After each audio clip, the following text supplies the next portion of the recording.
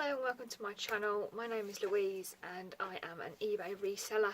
I've been doing this for about 6 months now. 5 months of it was sort of part-time, just sort of dabbling about on it really while I was working, and then took the plunge and started to do this more full-time. And January was my first month doing it full-time, and it was my best month since I have been doing it.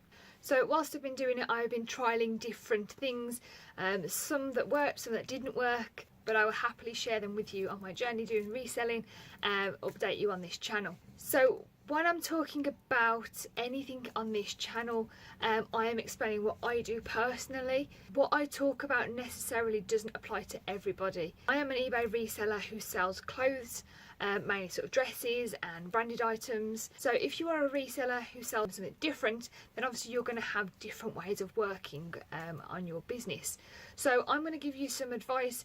It's up to you whether you take it. You might look at that and you might go, wow, she's completely wrong on every single level, and you need to obviously do it your own way. So this is the way I do it. It currently works for me. Obviously if you have any advice that you want to add to it, then obviously you're more than welcome to put it in the comments below.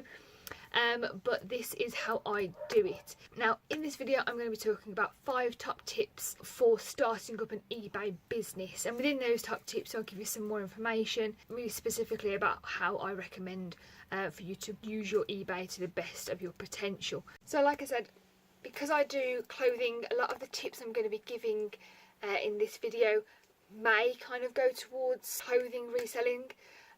But there are a few features in there that I think do apply across the board, whatever it is that you're selling, whether it is clothes, whether it is toys, games, figures, antiques, whatever it may be. You might find this useful if you're starting up your business. I'm not going to delve into too much and be really critical about something. This is generally what you might need to start up. And it all depends as well on what kind of level that you're starting at.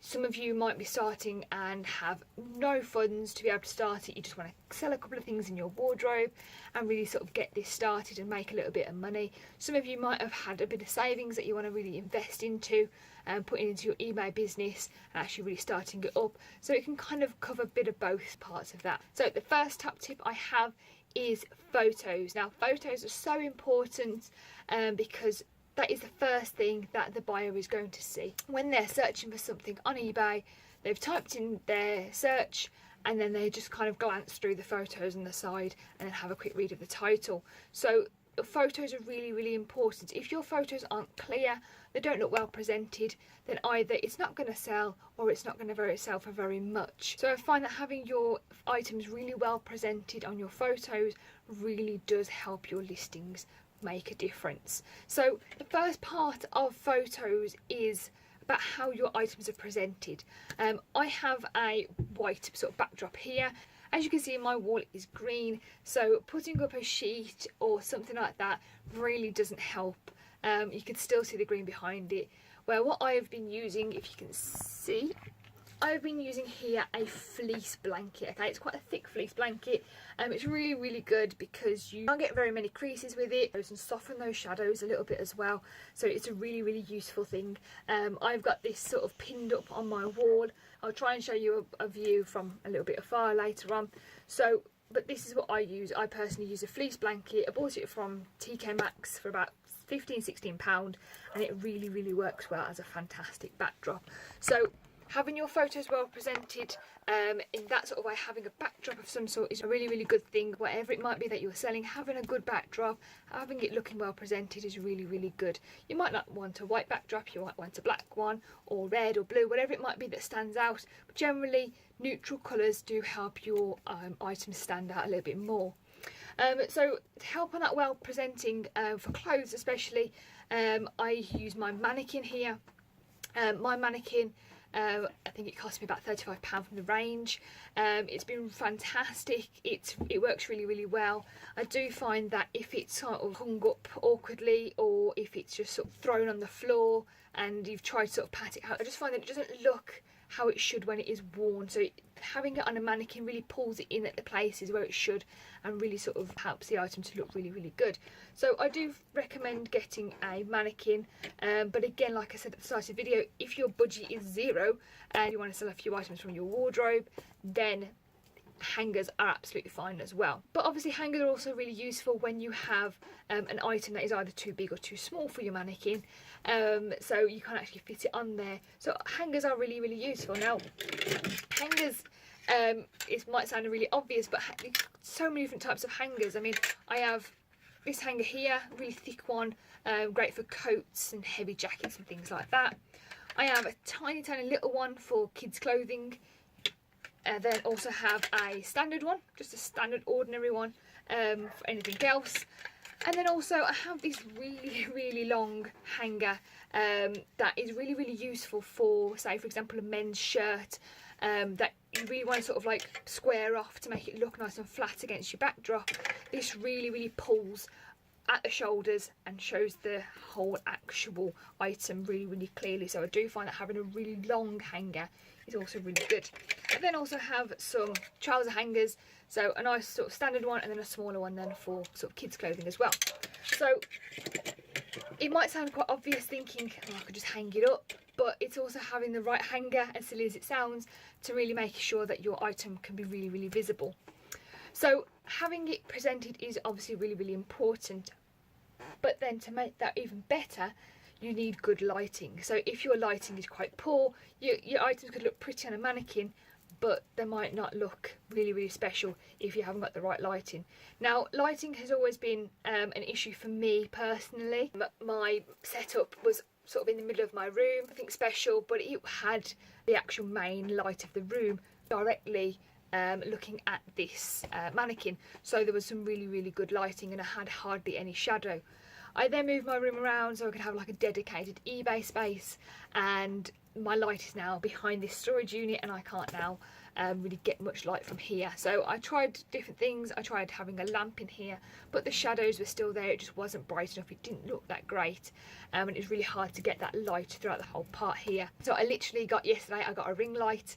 I can't currently show you because I'm currently using it for this, but it is absolutely fantastic. I was very impressed with it. I did a lot of research on it and I was really happy with it. I bought it on Amazon. I'm happy to share the link with you if anybody wants to know. It was a really good purchase for that. But again, if you're just starting up, you just need some sort of lighting to make it look decent enough. You don't really need something super special, but obviously if you start up your eBay business with just a small light, just your normal light, then as it starts to make you a bit of money, you might want to then invest in something like a ring light or something a lot brighter to be able to show your listings a little bit better. So lighting is really important, and obviously having it at the right place as well. If you have it sort of too low or too high, you're going to have these horrible shadows, which is completely pointless. So having it at a really good angle allows your photos to look really good. So my photos from before were just terrible, and I'm in the middle of updating some of my listings with decent photos compared to my photos now, which are so much better. So as part of photos still go, I'm still going with photos, as part of they go, your actual item is also going to look good. It might look good on a mannequin, but it might have some issues with it. So for example, you might need a lint roller. So having a lint roller is really useful, because obviously if there's sort of dirt or dust or something on your garment, then you might want to just sort of get that off with a lint roller. Pretty standard information. But also another thing is this here. I call it a debobbler. I don't think it's called that, but it's a really good one. Again, I got it from Amazon. It's a Phillips one. Can't really see that, but it's a Phillips one here, and it was really good. And I'll again, I can send you the link if you want to know that. This one here, a fabric shaver. Fabric shaver is what it's called. So it's a fabric shaver, and it's fantastic. I bought a coat from a car boot for £1. It was a little M&S sort of fleece jacket, but it was really bobbly. I bought this. I thought it was absolutely fantastic. I sorted it all out. All the sort of bobbles went on it, and then sold it for £20. So I've made that much profit off it, because it now looks really presentable and really good, just because of this little thing here. So it's really good purchase for that one. So that's it for photos. There's probably a lot more that you could talk about. For example, I sometimes also put a little necklace on my mannequin sometimes to make a really nice special looking dress a little bit more special, just to give it a little bit of added thing, but it's nothing that you need to have straight away. So it's really, really important that you do it however suits you. So tip number 2 is your title. So your title, like I said at the start, it's also just as important as your photos. Somebody will search for an item, they'll glance through your photos, they'll go, oh, that one looks nice, looks like a nice photo, and they'll also skim read your title. So your title needs to include really key important points. So in my title personally, I include the brand name, especially if it is a really high brand. So for example, Hobbs London, so I would say a Hobbs London dress, and then I also put the size. So again, that I find that really important. So I say Hobbs London dress, size 12, and I then put the colour. So I would then put, say it's black with a blue floral print or something like that. So that kind of the standard thing of how it looks generally. But then I also give other keywords that someone might search for. Now, when you're doing reselling, you might come across these sort of fancy words and all this jargon that you've never heard of before. And you think, that's fantastic, I'll use that in my item. The only slight issue with that is if you're targeting somebody really specific and it's quite a high-end item that they're going to search for, you could possibly use those words. But if it's just a standard dress and you've used such a fancy word in your listing, is somebody actually going to search for that word? Because what you want to put in your listing is what they are searching for. So for example, if you've got a dress and it's a beautiful floral dress, and if you just put a really fancy word in that nobody really searches for, you're not going to get very many views. Whereas if you put something that they are going to search for, like stretchy or long or knee length or something like that, something that they're going to search for specifically, even at an occasion, so you want to put prom, wedding, convention, whatever it might be, you might want to put that into your title, something that they will put in the search bar at the top, not some really fancy name for a different pattern, floral, that's fine. So it's really, really important that you use your title really well. I mean, I use all 80 characters as much as possible, so I can really make sure that all sort of keywords are covered that I feel are really important to that listing. So, and especially if it's got brand new with tags, I always say it's got tags, something like that, because people will search for that. So top tip number 3 is your description. I'm kind of going in the order of how your eBay listing goes, but I do feel like that is the most important order really. So description is really important because it needs to explain what your item is.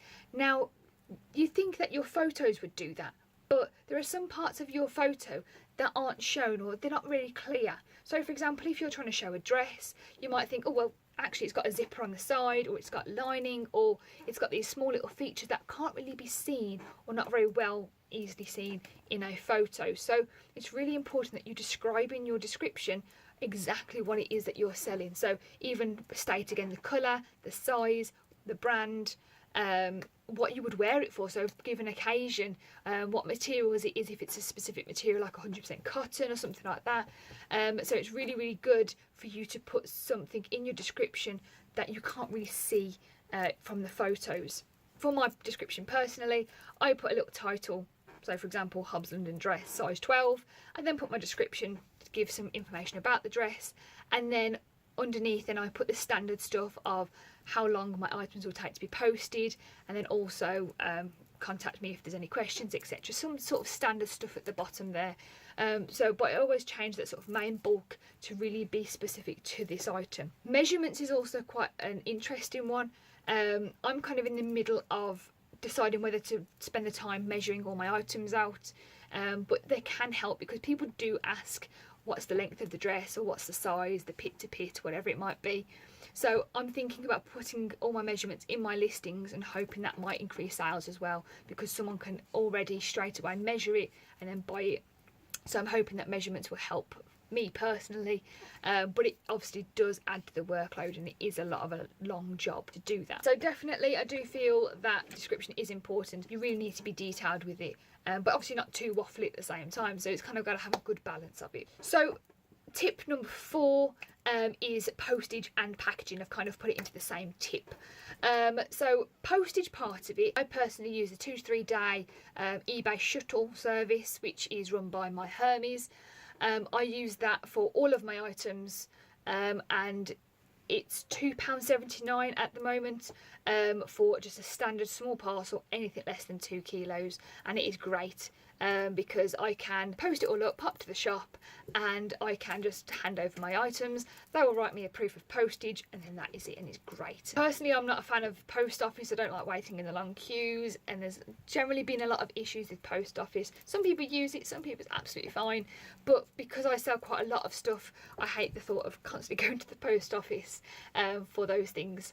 So I use my Hermes. It's really, really useful for me. I don't really live next to a post office either, so it's quite a journey for me to get there. But as I say, some people do use it and it is really good. There can be issues with post office because with post offices services, you do have to pay a fair bit for tracking. So where with my Hermes one, it does all that tracking for you, so it has an automatic tracking thing. But obviously some people do have issues with my Hermes, some also have issues with Royal Mail, so it's kind of a give and take. I haven't had an issue with my Hermes yet, so that's fantastic, but you've just got to try them both out. If you're not sure, try the eBay shuttle service and try Royal Mail service and see which one suits you best. So it just depends on what's local to you and what's sort of the most easiest thing for you. Cost wise, like I said, the eBay shuttle service with my Hermes is £2.79 for a small parcel. I used to charge £3.50 for postage. That covered my packaging, that covered my trips to the shop, that covered sort of time to package it, all that sort of stuff. And I thought £3.50 was quite reasonable. I was getting several sales and that was quite good. Then I watched a video by Reselling, who will actually link the video here because it's a really, really good video. And you should definitely go check out his channel. And it was a really good video and it inspired me to actually change my listings to a free postage and package. He did say in his video to try a little bit of free and then a little bit of paid, but I just took the plunge and just did it all free. I was just too excited to try doing it free postage. I upped all my prices for the items by about £2 or £3 to cover that postage still, so I wasn't just giving away my items. I was still making that bit of money back from my postage as well anyway.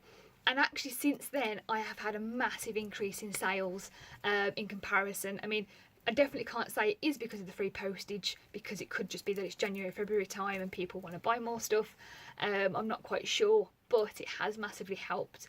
When I personally buy items, I do prefer free postage. If I see an item and it's free postage, I'm all for it. If I see an item and it's got postage, I have a good think. I think, do I really want to pay that postage? Do I really want it? I'm not quite sure. So I hesitate a little bit more.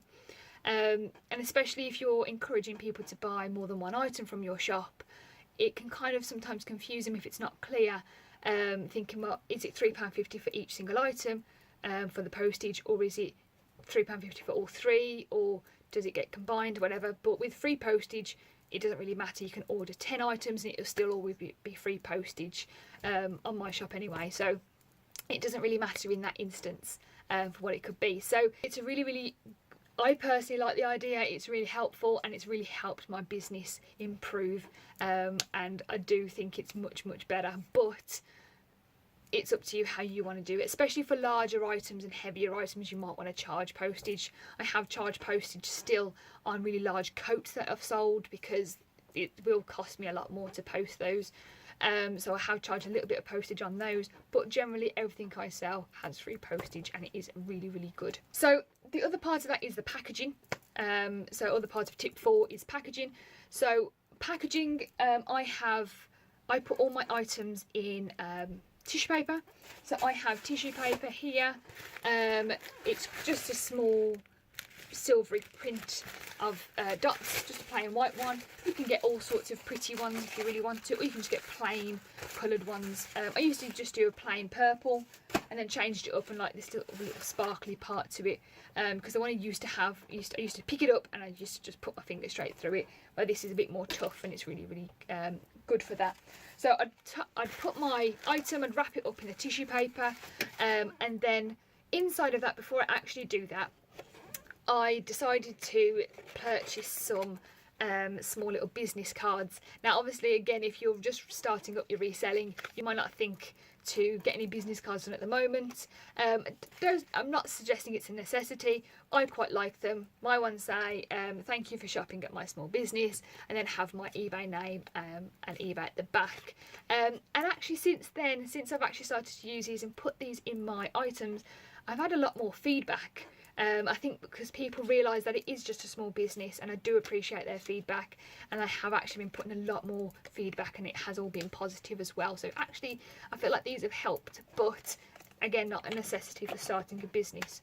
So I put my item in my tissue paper, put my business card on top, wrap it in my tissue paper, and then I put that into my mailing bag.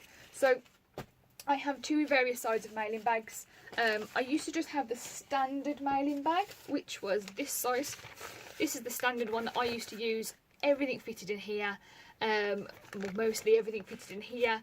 And then I thought there were some things that I was really trying to squeeze into here, like jeans and jumpers and things like that.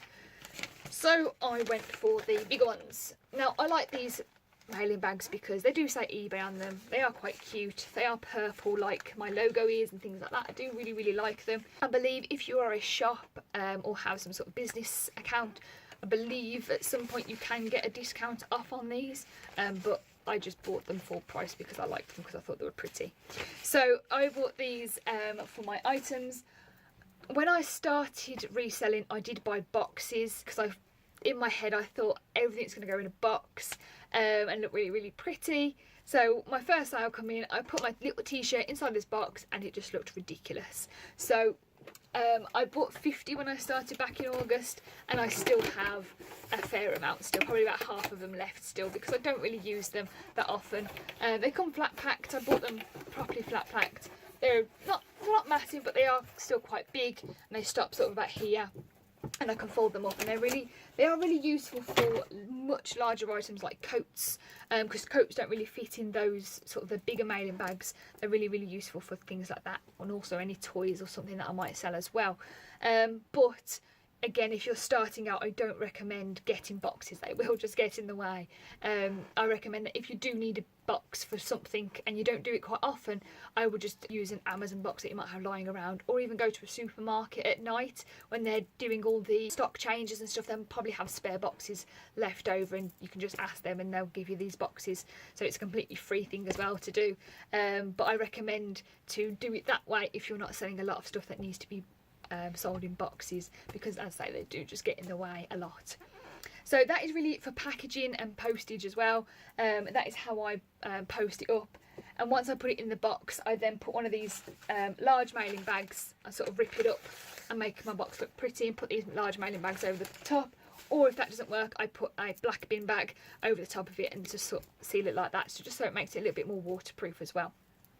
So that's it then for your postage and packaging. So tip number 5, my final tip, is organisation. Now you've done all your listing, it's all happy, you've put all your on, it's on eBay, yet you need to be organised. Now this is one big thing that I've tried to do from day one, and I'm quite happy with it. I do hear a lot about resellers having loads of issues with trying to find items because they haven't stored it correctly or something like that, but most people that I know do have some sort of organisation. So for organisation, I do have this storage box behind me. You can see that one of my boxes has got 12 on it, which is any dresses with the size 12.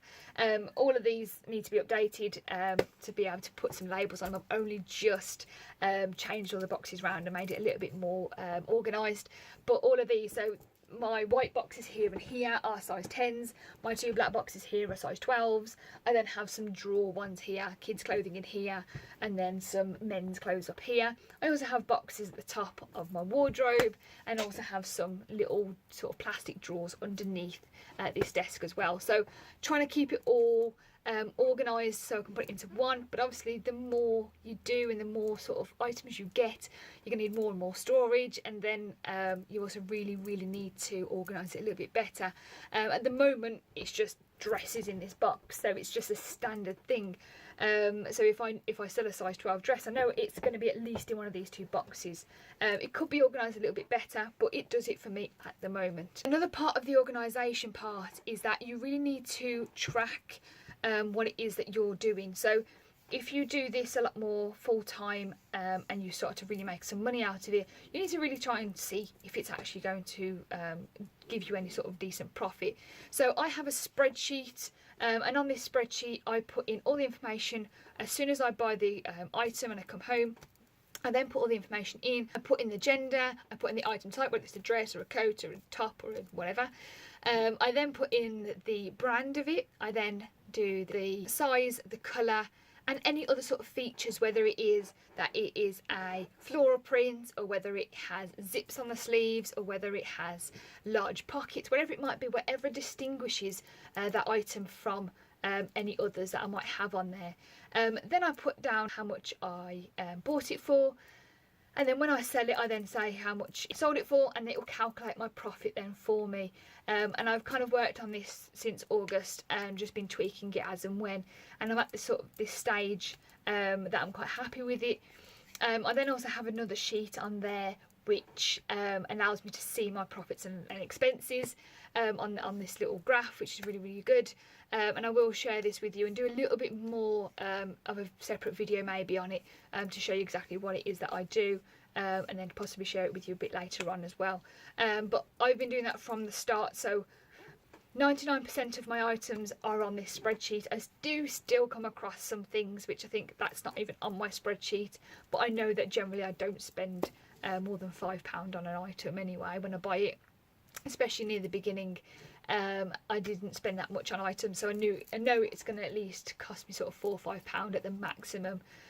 So keeping a record of it just really helps, especially, for example, if you bought an item for £3 and you want to sell it for £20, and then somebody makes you an offer for £17, for example, and you're trying to debate whether you're going to accept the offer, you can at least then go back to your spreadsheet, see how much you bought it for, and then decide whether or not that offer is worth it then, based on how much profit that you want to make of it. So it's a really good thing, especially when you're doing sort of offers and buy it nows and things like that on your items. So that is really the main thing for organisation. Other people, other resellers that I follow do it so much better than I do with the organisation in the storage part of it as well. They have everything all in separate packages and things like that, and it's fantastically organised. I'm not quite at that stage yet. I hope to be at that stage soon, but there are so much more you can do with storage. Depends on what sort of space you've got. I have a tiny little room that is now cut in half because I have this tiny little area of this is my bedroom. So this is the only storage I have here, and I'm trying to make the most of it at the moment. So space is limited. If space isn't limited, then you've got more space to be able to store things properly, and not shove them into tiny little boxes. So that's really it for my top 5 tips. My technically 6th tip, which technically isn't one of my tips, is just about persevering. So it's not exactly a tip, it's just generally a piece of advice really, because it can be hard, especially at the beginning. You'll sell your first item and you'll be over the moon, you'll be well happy, you've made £2 profit, but you don't really care because you've sold something on eBay, and it is a fantastic feeling. And then after that feeling is kind of sunken a little bit, you then realise, oh, I haven't made a sale for a week or 2 weeks. It could be the next day, but you just feel like you're waiting for that next sale, and you feel like, is it even worth it? It's not really getting you much. You'll change things, it's not really doing much, and you have to keep trialing and error with things, because like I said at the start of this video, not everything I say that has worked for me will work for you and work for others, because everyone is different. Everyone's eBay accounts are different, everybody's rooms are different, everyone's storages and lightings, all that sort of stuff is different. So it just depends on what works for you, but you just have to keep persevering with it. Keep putting up listings. Even if you haven't sold something in a week and you've got 10 items on your eBay account at the moment, just keep going, because at the moment those 10 items, somebody's not looking for those 10 items. You might put up another item somebody might look at, they think, oh, that's a nice dress, I might buy that, let me just check what else is in their shop. They'll check what else is in there, and they might buy another thing. You just don't know what's going to happen, but you have to keep persevering with it. Don't let it bog you down. You won't really get very far if you kind of think you can sort of leave it alone for a week or two. You might make little bits, but not enough if you want to really do this and make a profit out of it. So I really do recommend that you stick to it. If you're doing it full time anyway, that you stick to it and you just try your absolute hardest. You are always working on it and you're always busy on it. If you're doing it as a part-time thing whilst you're working, that's brilliant to earn you that little bit of extra money, but just still keep on top of it, still keep doing it every other day, as and when you can, of an evening, just an hour or two, just on your laptop or your phone or your iPad, whatever it might be, just to update a couple of listings or put a few listings on as and when you can. And the good thing is that with phones and tablets and stuff that's portable, you can access it at any point, so you can always be on top of it and always make sure that your business is going to thrive and going to do really well. So that is really it for my video. Thank you very much for watching. If you like this video, please give it a thumbs up and do subscribe to my channel. I do hope to put out a lot more videos at least once a week, hopefully even a little bit more often a little bit later on. So I hope to do some haul videos from if I go to a charity shop or a car boot to show you what I've bought. I'm happy to do those. And I'm also happy to do some sort of sales reports at the end of the month to show you some of the stuff that I've sold, some of the good stuff and some of the bad stuff, to show that I'm not brilliant and I haven't been doing this for very long, to show that I still do make mistakes. So I'll show you some of the good things and the bad things of my eBay each month, and hopefully those bad things will decrease over time, but I'll still show them as and when they happen, so I can show you really what it is like when I'm doing my eBay business. So if there's anything that you want to add to those tips, you think there's a bit more that needs explaining, or you want to give me any suggestions to improve, that's absolutely fine. I would highly recommend it if you put it in the comments below. I will read all your comments, I will reply to them if I need to, and so thank you very much for watching, and I hope to see you soon.